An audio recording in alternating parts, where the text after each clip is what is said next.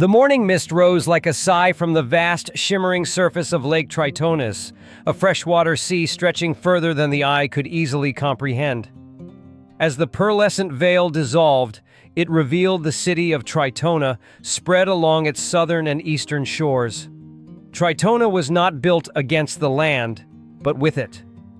Structures of luminous white stone, curved glass that seemed to borrow the water's own shimmer, and locally sourced biocomposites woven from fast-growing reeds and mineral clays rose organically from the fertile plains.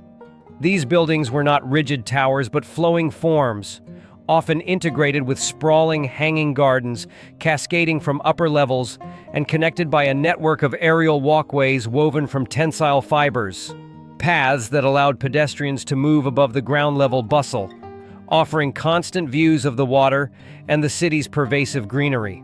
The air was cool and humid, carrying the unmistakable vital scent of fresh water merging with the rich, dark soil of the lakebed delta and the heady perfume of blooming flora. Species selectively cultivated over centuries, many subtly bioengineered for resilience, beauty, and ecological benefit, unknown in other continents. The soundscape was a blend of natural and technological harmony. The distant cry of waterbirds from the wetlands, the gentle lapping of waves on the shore, and the low, efficient hum of high-speed ground-effect vehicles gliding along dedicated, elevated paths.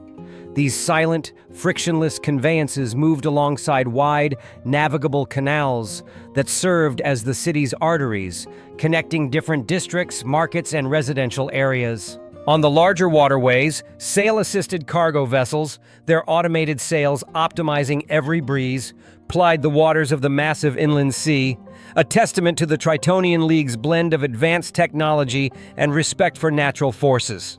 It was November 2025, a time of relative peace and prosperity.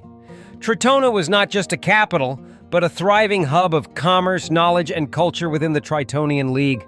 A powerful confederation located in the very heart of a land that, in a vastly different history, would have been consumed by the world's largest desert. This world, this verdant North Africa, was shaped by a fundamental geographical difference that unfolded not over decades, but over millennia.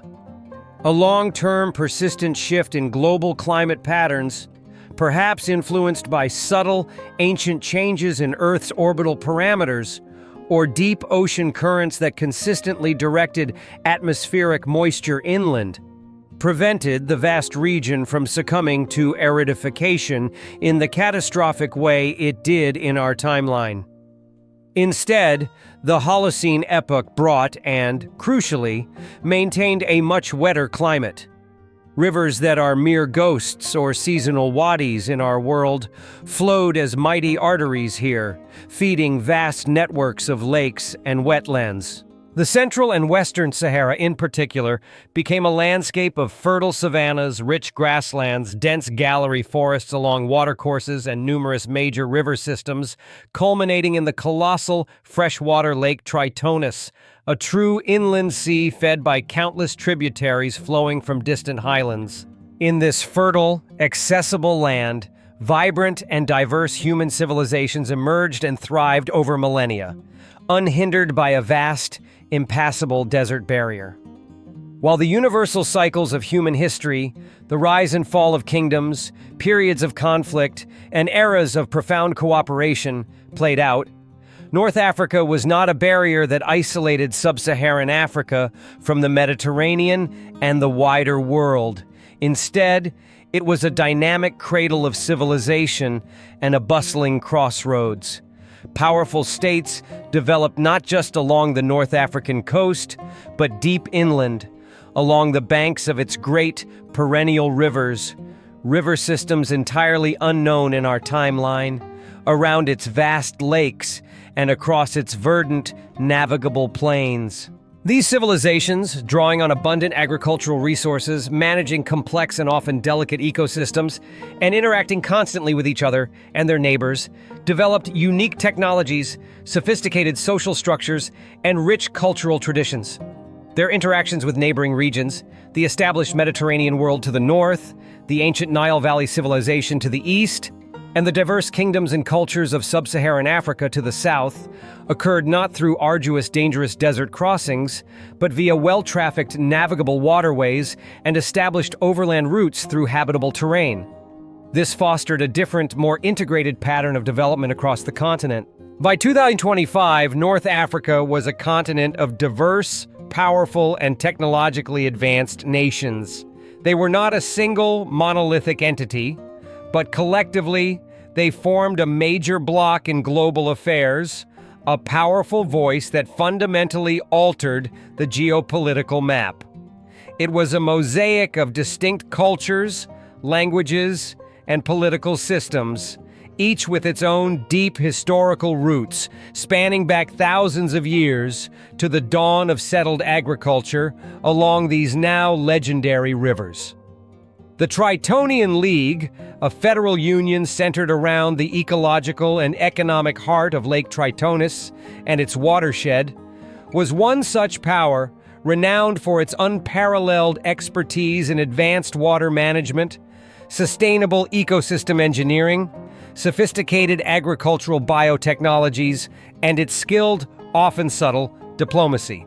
Other major powers included the extensive riverbend kingdoms, controlling vast, interconnected river systems further west, sophisticated urban states nestled in the resource-rich Atlas Highlands, and dynamic, outward-looking entities that effectively bridged the transitional zones between the formerly Sahara lands and the historical regions of sub-Saharan Africa.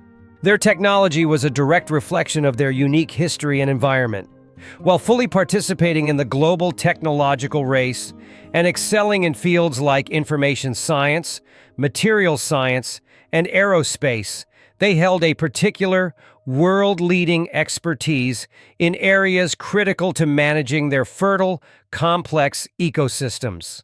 This included advanced agricultural bioengineering, capable of developing super-resilient, high-yield crops perfectly suited to varying local conditions, and precision nutrient delivery systems that minimized waste. Their sophisticated water management systems were legendary.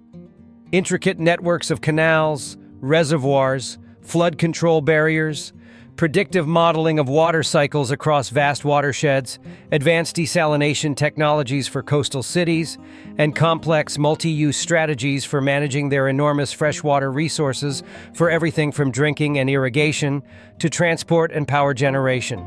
Ecological engineering was a core discipline focusing on ecosystem restoration, biodiversity management, and the sustainable integration of human activity with the natural world. Transport systems were tailored to their landscape, favoring advanced hydrofoils on their rivers and lakes, highly efficient ground transport systems on dedicated paths, and perhaps localized aerial networks that minimized environmental impact compared to traditional aircraft. Their scientific approach often integrated a deep, empirical understanding of natural systems accumulated over millennia with cutting-edge modern research. Architecture frequently incorporated natural, locally sourced materials and designs that maximized passive climate control and minimized environmental footprint, allowing their cities and settlements to blend seamlessly and sustainably with the landscape. Society was profoundly shaped by the environment's abundance and, significantly, by the different course of history regarding large-scale disruptions like the trans-Saharan and transatlantic slave trades on the devastating scale seen in our history, though the Green Sahara's history, like all histories, certainly included various forms of conflict, conquest, and labor structures. Populations were large, dense in fertile areas, and incredibly diverse, speaking numerous indigenous languages that had evolved over vast periods into major regional tongues, various forms of Berber languages, distinct languages native to the formerly Saharan regions, and complex dialects influenced by millennia of interaction with neighboring areas to the east and south. Cultural exchange within North Africa was constant, fostering a rich blend of traditions in art, music, cuisine, and philosophy. Major world religions, particularly Islam and Christianity, had spread across this green landmass differently than in our timeline, interacting with and often incorporating elements of sophisticated indigenous faiths in complex regional patterns. Governance structures varied widely across the continent, from complex federations and republics to constitutional monarchies and council-based systems, all grappling with the inherent challenges of managing large, diverse populations in resource-rich lands, where access to and control over vital waterways was often a central political concern. Our story focuses specifically on Layla, a young, exceptionally talented hydrologist working for the Tritonian Waterways Authority. This was not merely a utility company, it was a major governmental agency, arguably one of the most powerful in the league, responsible for the meticulous management of the vast, complex network of rivers and tributaries feeding Lake Tritonis, and ensuring the quality, flow, and flood control for the densely populated lakeshore region. Layla's office wasn't in a bustling city tower, but was located in a state-of-the-art research station built on reinforced stilts directly at the confluence of two major named rivers, the Ued Tritonis and the River Gyges, both significant tributaries of the Great Lake. The station was surrounded by acres of lush, carefully managed wetlands, a natural filter and flood buffer. The rhythmic pulse and murmur of the water flowing beneath the station's floorboards felt like the constant, powerful heartbeat of the land she served, a land whose prosperity and very survival were intricately tied to the health and stability of its waterways.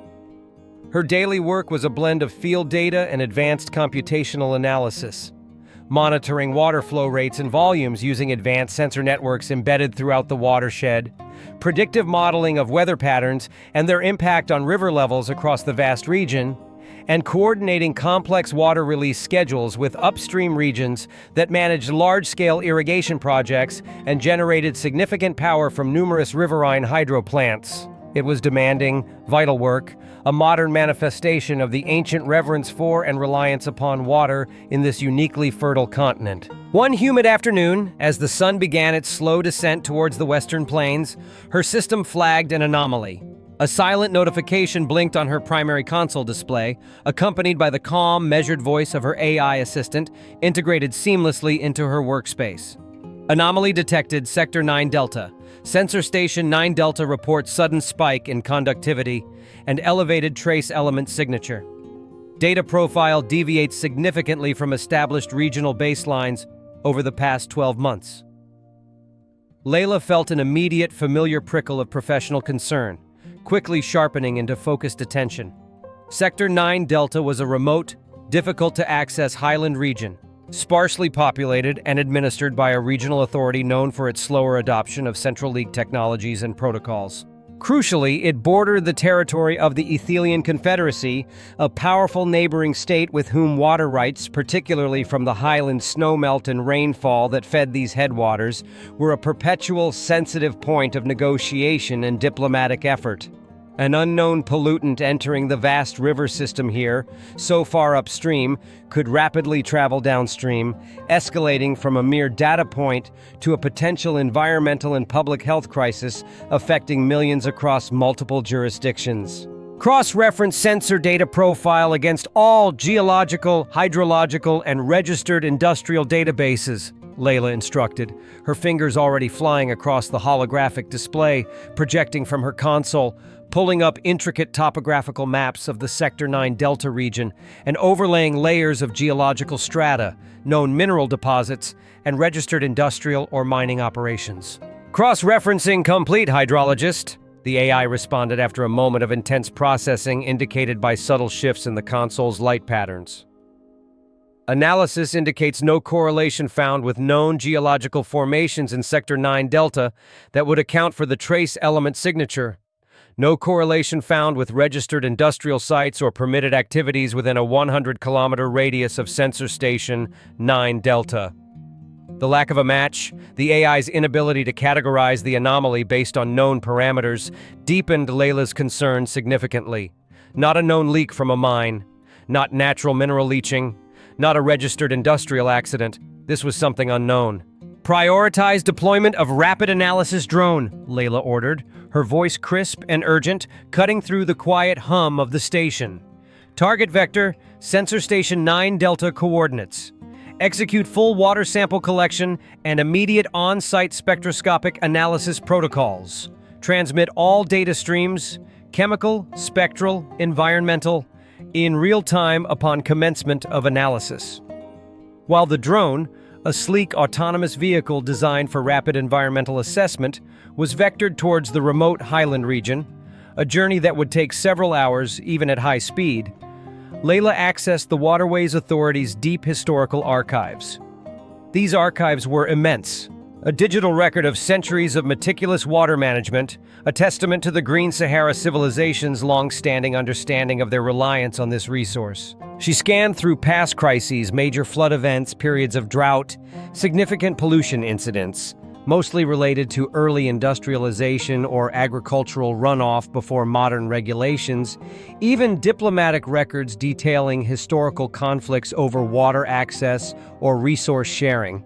She searched for precedents, for anything that resembled this sudden sharp spike in conductivity and these specific trace elements.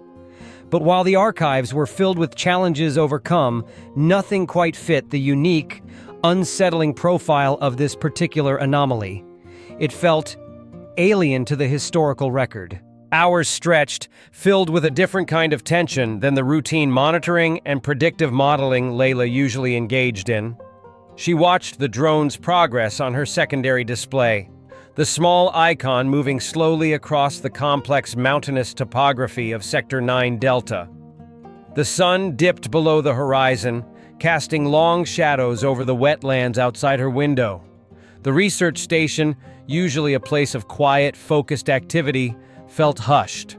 Layla paced the small area around her console, sipped lukewarm tea she'd forgotten about, ran her hands through her short, dark hair.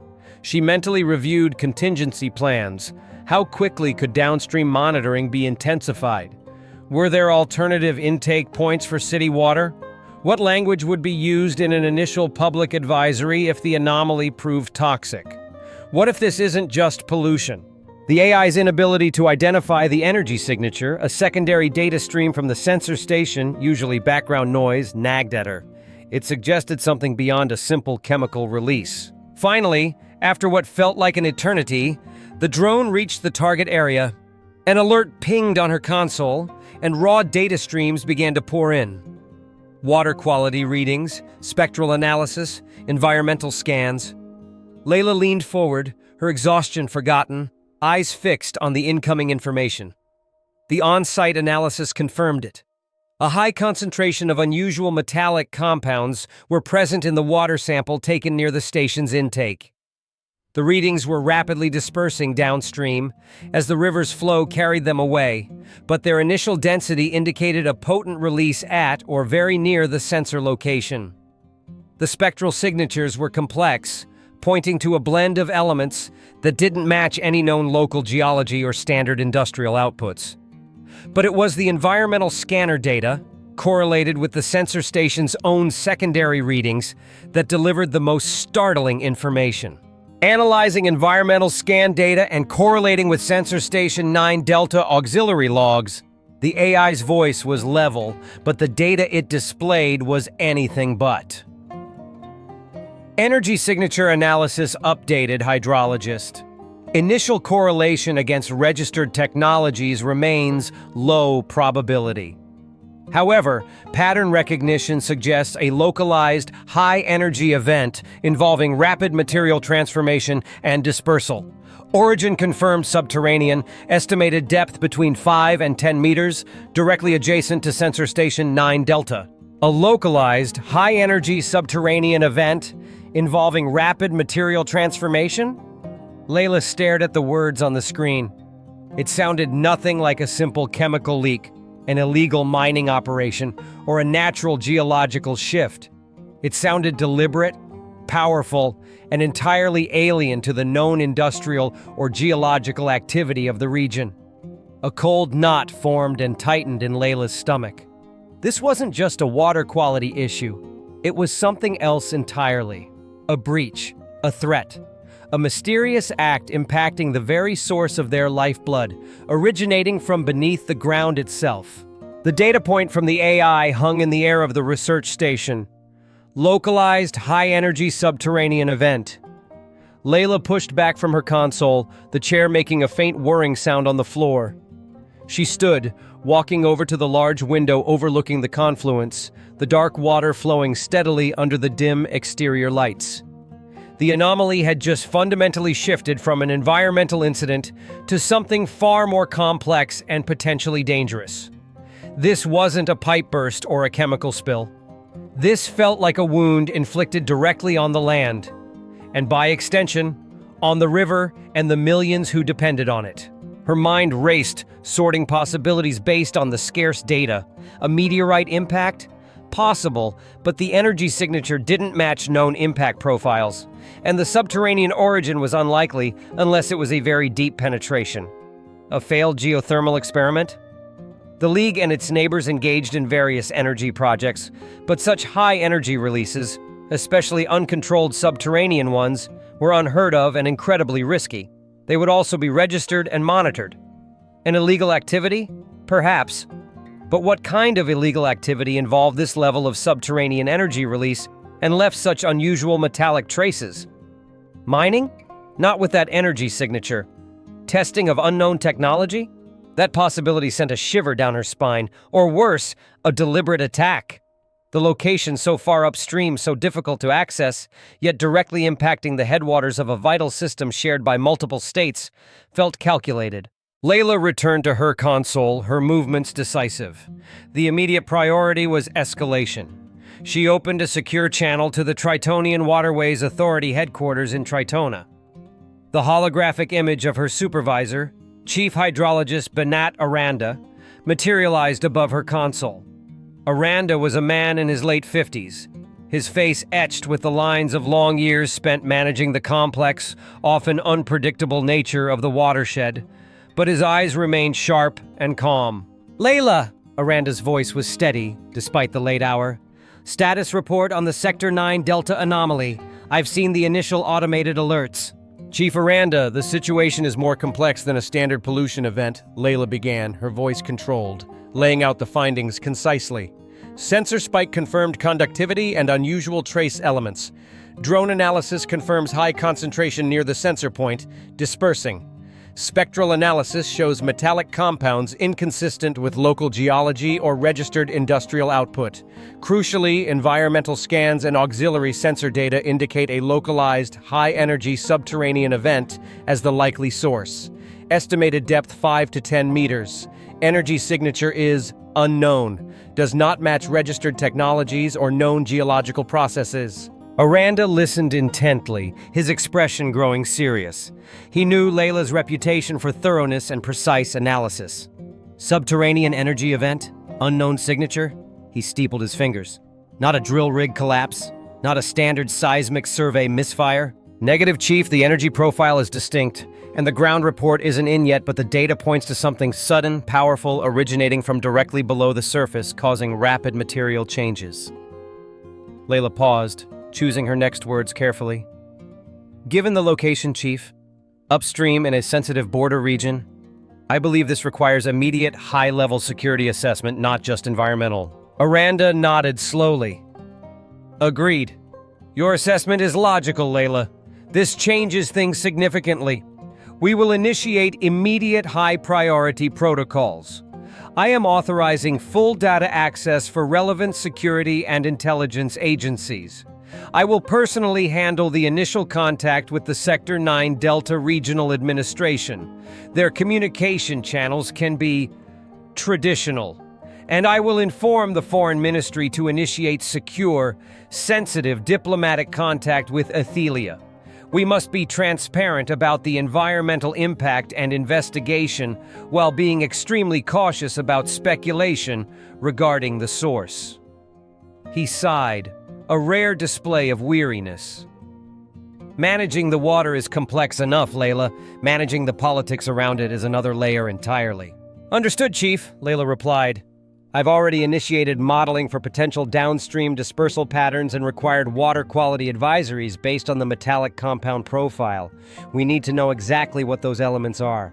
Get a full breakdown to the central lab immediately, Aranda ordered. Mobilize the mobile analysis unit closest to the region as well. They can get more specific readings on site faster than samples transported back here. Good work, Layla. Keep monitoring everything. I'll be in touch. The holographic image of Aranda faded. Layla felt a jolt of adrenaline and apprehension. The weight of her responsibility had just become heavier. This wasn't just about monitoring flow rates, it was about potentially protecting the nation from a threat it couldn't yet identify. She refocused on her console, pulling up the detailed spectroscopic data from the drone, trying to identify the specific metallic signatures. The AI cross-referenced, displaying potential matches from a vast database. Natural minerals, industrial alloys, rare earth elements, even hypothetical compounds from theoretical physics models. Most were discounted immediately. The signature was complex, suggesting a mix, but with dominant peaks that pointed to unusual heavy elements, some rarely found in high concentrations together. Hours crawled by. Diplomatic channels opened slowly, hampered by distance, different bureaucratic structures, and the inherent caution between states, even within a relatively stable region like the Green Sahara. The Sector 9 Delta Regional Authority was alerted. Their initial response was cautious, dispatching a small ground team to the remote sensor location, a journey that would take them considerable time over difficult terrain. The Foreign Ministry in Tritona sent a carefully worded diplomatic note to the Athelian Confederacy, informing them of an unusual environmental anomaly detected in the shared headwaters region and the ongoing investigation, emphasizing cooperation and data sharing while deliberately omitting any mention of a high-energy subterranean event at this preliminary stage. Then, preliminary reports began to filter back from the Sector 9 Delta ground team who had finally reached the remote area near the sensor station. These reports, transmitted slowly via a less advanced regional network, confirmed Layla's fears and added chilling detail. They described a small, highly localized area of ground disturbance, not a blast crater, but an area perhaps 10 meters in diameter where the Earth had been violently churned upwards and outwards. Within this area, the soil and rock were strangely fused, almost vitrified in places, consistent with exposure to extreme, sudden heat or energy. They found no large pieces of equipment, but scattered within the disturbed Earth were small fragments of material, metallic alloys that did not match any standard Tritonian or even commonly known Athelian compositions, showing signs of rapid heating and cooling. There were faint track marks leading away from the site, consistent with small, tracked ground vehicles, unregistered in the regional system, which had evidently departed quickly. Environmental readings taken by the ground team corroborated the drone's findings of lingering, unusual energy signatures. Not dangerous levels, but anomalies that defied simple categorization by their standard regional scanners, suggesting a form of energy transfer unknown to them. Layla absorbed the details of the regional authority's report as the AI translated the fragmented data streams into a cohesive summary on her screen. Vitrified Earth, unknown alloys, subterranean origin, high-energy event, unregistered vehicles. The pieces fit together, forming a disturbing picture. This was not an accident. This was a deliberate action, an intrusion into their watershed, a powerful event conducted with unknown technology, leaving behind baffling traces. The purpose remained shrouded in darkness, but the method and location spoke volumes about capability and intent. Someone, or some entity, had the means to create a powerful, localized subterranean energy release using technology beyond the Tritonian League's public understanding, operate undetected in a remote border region, and specifically target or occur directly adjacent to a critical environmental monitoring station. Simultaneously, the Central Lab in Tritona transmitted their initial analysis of the metallic compounds identified by the drone. The signature indicated a complex mix, including trace amounts of rare earth elements, unusual isotopes of common metals, and elements that the lab's database flagged as components in advanced experimental technologies. Materials used in high-density energy storage, exotic propulsion systems, or advanced material processing, but not in standard industrial applications. The combination of these elements, alongside the evidence of rapid transformation and the unique energy signature, solidified Layla's hypothesis. This was related to an unknown, highly advanced technology. The implications rippled outwards from the small disturbed patch of ground in Sector 9 Delta. This wasn't just an environmental threat, it was a challenge to the League's security and sovereignty. Who possessed this technology? Why deploy it in the headwaters? Was the water anomaly the intended consequence, or a side effect of something else being done underground? The Athelian Confederacy was the immediate neighbor, a powerful and sometimes rival state, but were they capable of this? Or was this the act of another, more distant power operating covertly in the region? Or perhaps a non-state actor with access to cutting-edge, black market technology? Layla began coordinating the immediate response measures. While specialized investigation teams were mobilized by central authority and security services were notified, her department focused on mitigating the potential environmental fallout and informing the public where necessary. Fortunately, the initial readings indicated that while the compounds were unusual and their source concerning, their rapid dispersal in the fast-flowing river meant the immediate toxicity risk to the most densely populated areas downstream was likely manageable with existing water treatment protocols, provided no further releases occurred. However, temporary advisories for direct water usage from the river in certain stretches were drafted, and downstream monitoring stations were put on high alert. Their sensitivity increased exponentially. Mobile analysis units were dispatched to take more frequent, detailed samples closer to Sector 9 Delta, tracking the plume's dispersal. Chief Aranda called back, his voice now tired but resolute. Layla, the ground team report is concerning to say the least. The implications are significant. The Foreign Ministry is handling the Athelian contact with extreme care. This isn't just about water purity anymore. Security services are involved. This appears to be an intrusion. He paused. Your quick identification and escalation were critical, Layla. You handled this perfectly. Thank you, Chief, Layla said, though praise felt secondary to the unfolding mystery. Based on the lab analysis of the metallic compounds and the regional report's description of the site, it points definitively towards an unknown, high-energy technological event, subterranean in origin. It wasn't natural. It wasn't standard industry. Yes, Aranda confirmed. The intelligence liaison agrees. This technology, it's not something we or Athelia publicly deploy or believe the other publicly possesses. It suggests a capabilities gap or covert activity by someone with significant resources. This is a game changer for resource security in the League and potentially the entire region. Layla looked out at the river again. It flowed on, indifferent to the human concerns playing out on its banks and beneath its source. For millennia, the people of this land had managed this abundance, facing threats from nature, from human conflict over resources, from the inevitable challenges of civilization. But this felt different.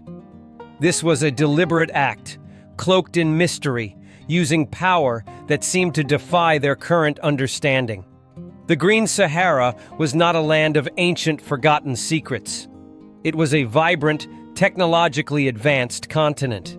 But perhaps, she thought, there were still secrets in its depths, or new threats arriving from unexpected directions. The waters flowed from the heart of the land, sustaining life, connecting communities, weaving through history. Now they also carried the first, unsettling ripples of a mystery originating from deep within the earth. A mystery that Layla knew was only just beginning to surface. The immediate environmental threat was being contained, the response protocols were in motion, but the larger question, who did this and why, remained unanswered, a shadow cast upon the vital waters of the Green Sahara. Her work was far from over. It had just become infinitely more dangerous and complex.